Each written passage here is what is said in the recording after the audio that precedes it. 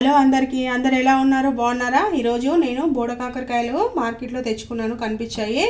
దీంతో ఫ్రై ఎలా చేయాలో చూపిస్తాను. చాలా అంటే చాలా టేస్టీ ఉంటుంది బోడకాకరకాయ ఫ్రై అనేది.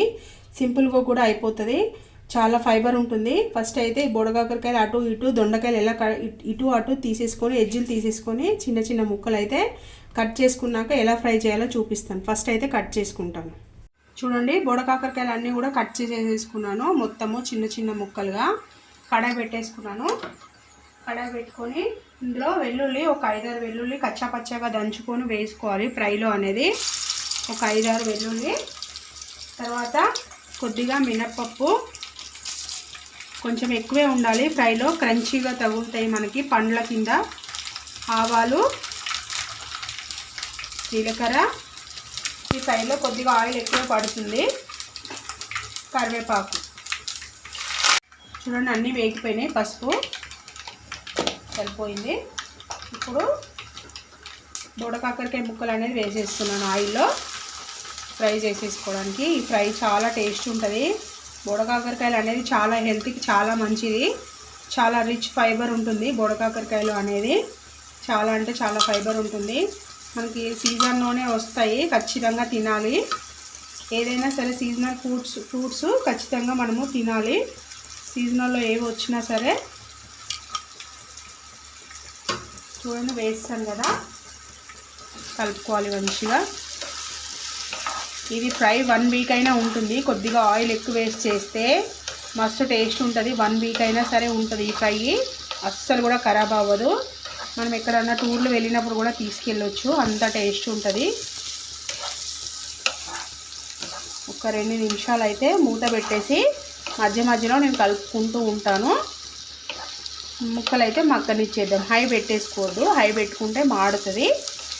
లో ఫ్లేమ్లో పెట్టుకొని కలుపుకుంటూ ఉండాలి. మగ్గనిచ్చేద్దాం.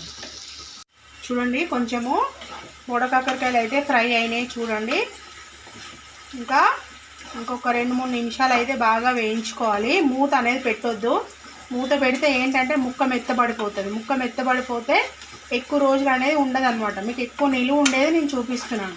మూత పెడితే స్టీమ్ అంతా అందులో పడి ముక్క అనేది మెత్తగా అవుతుంది. ఇప్పుడు సాల్ట్ వేస్తున్నాను, టేస్ట్కి తగినంత సాల్ట్ వేసి కూడా స్టవ్ సిమ్లో పెట్టుకొని కలుపుకుంటూ ఉండాలన్నమాట. ఇంకా 2 నిమిషాలు 3 నిమిషాలు అయితే కలుపుకుందాం. చూడండి, బోడకాకరకాయలు అయితే మంచిగా ఫ్రై అయినాయి. చూడండి, సప్పుడు వస్తున్నాయి క్రిస్పీగా. మూత అనేది అస్సలు పెట్టుకోవద్దు. మూత పెట్టుకుంటే స్టీమ్ వచ్చేసి ముక్కలు అనేది మెత్తపడుతుంది, ఎక్కువ రోజులు ఉండదన్నమాట. ఇదైతే 1 వీక్ ఉంటుంది, హ్యాపీగా తినేయచ్చు. కారం అనేది యాడ్ చేస్తున్నాను. చూడండి, మీ టేస్ట్కి తగినంత మీరు తిన్నంత కారం అయితే యాడ్ చేసుకోండి. నేను 1 స్పూన్నర యాడ్ చేశాను. కొంచెము కొత్తిమీర కూడా వేసేస్తున్నాను. వేసేసి మంచిగా కలిపేసుకోవాలి. ఇప్పుడు మనం డబ్బాలో స్టోరేజ్ చేసుకున్నా కూడా ఉంటుంది 10 డేస్ వరకు. ఫ్రిడ్జ్లో కూడా పెట్టని అవసరం లేదు, బయటే ఉంచుకోవచ్చు. మార్నింగ్ బాక్సులకి అట్లా టైం లేకపోతే పెట్టేసేయచ్చు. అంత టేస్ట్ అనేది అయితే చాలా బాగుంటుంది. చూడండి, అయిపోయింది బోడకాకరకాయ ఫ్రై అనేది. సర్వింగ్ బౌల్లోకి తీసుకొని మీకు చూపించేస్తాను. చూడండి ఫ్రెండ్స్, ఎంతో టేస్టీగా ఉండే బోడకాకరకాయ ఫ్రై అయితే రెడీ అయిపోయింది. ఓకేనా ఫ్రెండ్స్, ఈ వీడియో కనుక మీకు నచ్చినట్టయితే లైక్ చేయండి, షేర్ చేయండి, నా ఛానల్ సబ్స్క్రైబ్ చేయండి. ప్రతి ఒక్కరు వీడియో అయితే లైక్ చేయండి. ఎవరైనా ఛానల్ కొత్తగా చూస్తున్న వాళ్ళైతే ఛానల్ సబ్స్క్రైబ్ చేసుకోండి ఫ్రెండ్స్. ఓకేనా, బాయ్ బాయ్.